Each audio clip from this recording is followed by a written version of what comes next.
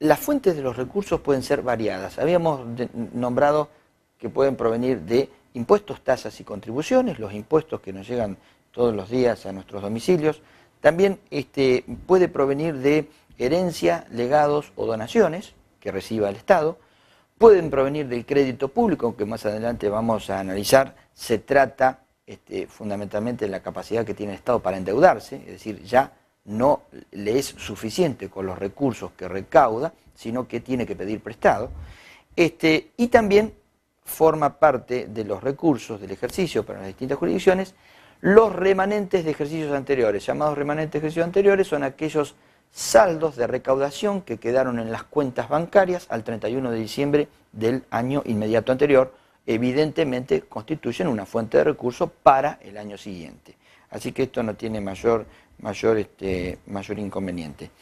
En el tema, bueno, así define la ley los recursos, que aparte surgen un poco también de definiciones de sentido común, y en materia de gastos, son gastos del ejercicio los que se devenguen en el periodo y se constituyan en obligaciones de pago. Habíamos hablado que un gasto devengado, por ejemplo un alquiler, se devengaba a fin de mes y era exigible su pago los primeros días del mes siguiente.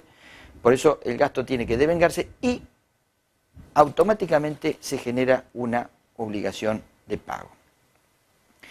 Un poco más adelante la ley hace referencia a que los gastos y los recursos, si bien obviamente la ley de presupuesto tiene que contener la totalidad de los gastos y la totalidad de los recursos necesarios para financiar a dichos gastos, pero no existe normalmente en la ley de presupuesto un correlato inmediato entre gastos y recursos. ¿Qué quiero decir?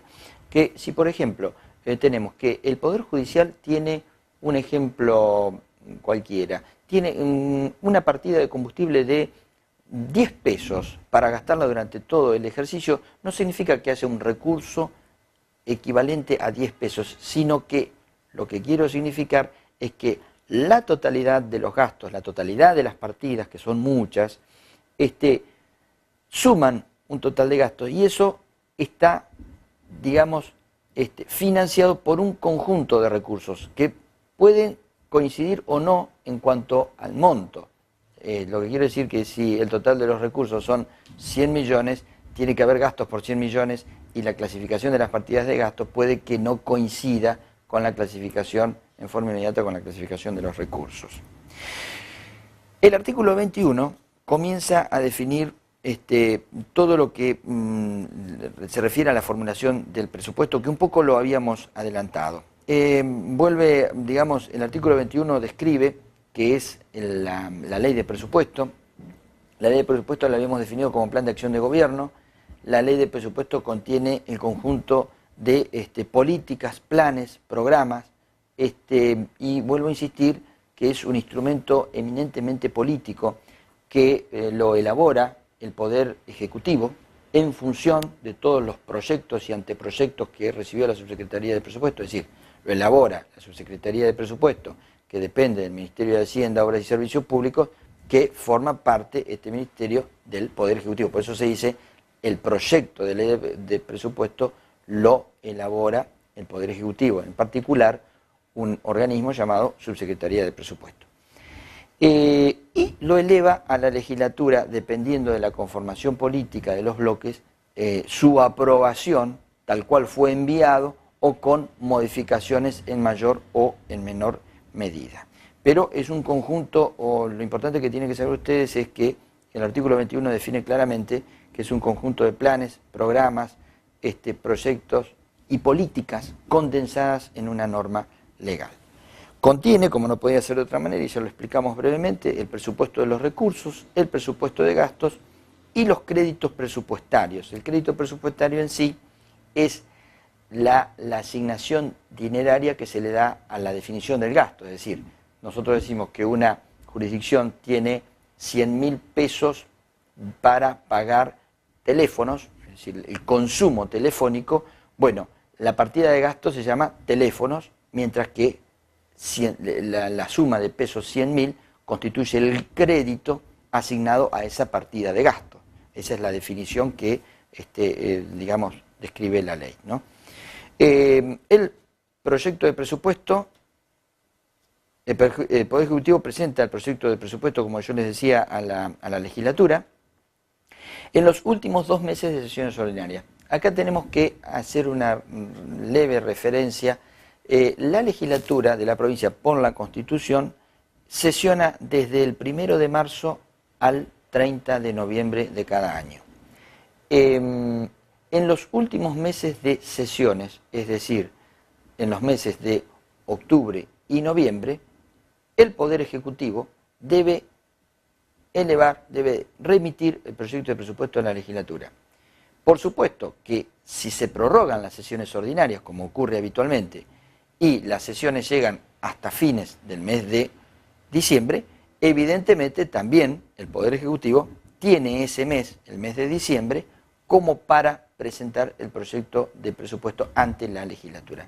Pero tiene que quedar claro que en los últimos 2 meses de sesiones de la legislatura, en principio sesiones ordinarias, luego si se prorroga también entra en la extraordinaria, es decir, desde el 1 de octubre en adelante, para ser más concreto, el Poder Ejecutivo debe remitir a la legislatura el proyecto de presupuesto del ejercicio siguiente. Explicando, por supuesto, el conjunto de políticas, planes, programas, proyectos que están incluidos, evidentemente, en la propia ley de presupuesto. Si al ejercicio, siguiendo con la hilación del tema, si al inicio del ejercicio siguiente la legislatura no hubiera aprobado ese proyecto de presupuesto que el Poder Ejecutivo envió en los últimos 2 meses de sesiones, que puede ser del 1 de octubre en adelante, incluso abarcar el mes de diciembre, si hay extraordinario, como lo había explicado. Entonces, si al inicio del ejercicio siguiente, del 1 de enero, 2 de enero, no se encuentra aprobado el proyecto de presupuesto, rige el presupuesto vigente para el año anterior con algunos ajustes que puede llegar a efectuar el propio Poder Ejecutivo. Por ejemplo, bajar o disminuir todos aquellos recursos que ya se hubieran recaudado, elimina todos aquellos gastos que ya se hubieran ejecutado, etc. Esto es el artículo 24, pero lo más importante como concepto que ustedes tienen que saber que si al inicio del año siguiente no está aprobado por la legislatura el presupuesto, rige el del año anterior. Esto está claramente explicado, como les decía, en el artículo 24. Bueno, pasamos al artículo 28 en cuanto a la ejecución del presupuesto. Brevemente el 28 es un artículo importante porque define a qué se entiende por crédito presupuestario. Cuando decíamos que crédito presupuestario es el importe que se asocia a la partida de gasto, básicamente ese importe significa el límite máximo que se tiene para gastar, es decir, límite máximo de lo autorizado a gastar. Es decir, en el ejemplo, si una jurisdicción tiene 10 pesos para gastar en combustible, puede gastar hasta 10 pesos y no más, salvo luego que haya distintos tipos de compensaciones de partidas. Pero en principio fija el límite máximo de dinero a gastar en esa partida de presupuesto.